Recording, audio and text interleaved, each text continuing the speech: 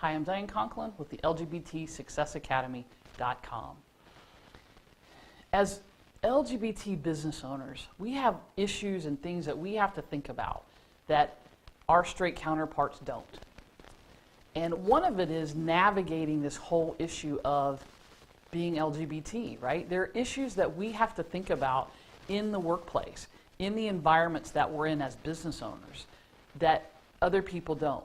So for example, when you go into you're sitting in a meeting with a client or with a prospective client, do you reveal the fact that you're LGBT? Do you say that to them? Do you take the chance of them not doing business with you only because of that, even though you're the best candidate? We have to be really cognizant of the languaging in an environment, right? The languaging that we use if we want to not be quite as out, the languaging that the prospective client is using can become important and can lead us to understanding things and thinking about things in different ways and things that we come back to them with, right? From a business perspective. It's not just about the LGBT issue, but it's really understanding their languaging and hearing what they're saying from a business perspective as well. Jokes, right?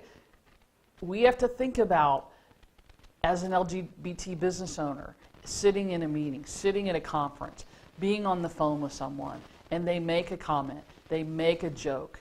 Do you step forward and say something, or do you let it slide?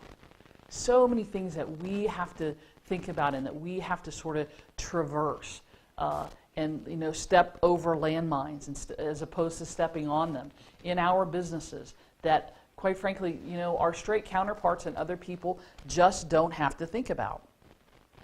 And you can be out in your, it's easy for people to say, your life and your business aren't separate.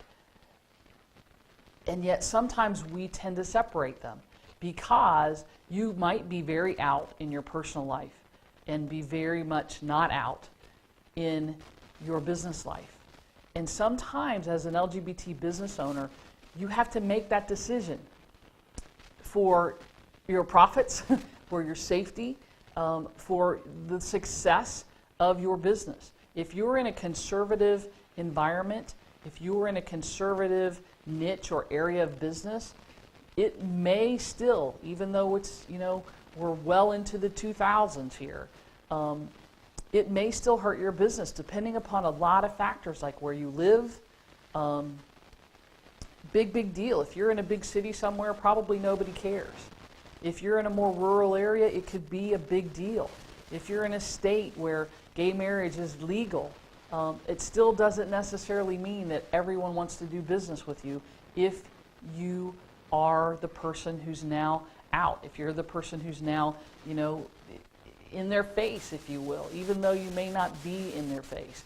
That's how it's perceived sometimes. So there's so many issues that we have to think about, that we have to deal with, that a lot of people don't understand. There's added pressure, I think, from the perspective of that, right? Even if you are the most out business person in the world, because let's say you own a gay bookstore or some other kind of business where, that's your business. So like the LGBT Success Academy, you still have to deal with and think about all of these issues, because even though you can easily market to the gay community, the LGBT community, because you are, right, you're there for them specifically, doesn't mean that there aren't going to be other, straight people coming into your establishment or creating issues or problems or picketing or whatever it is. So really think about all of these issues, because from a strategic business perspective,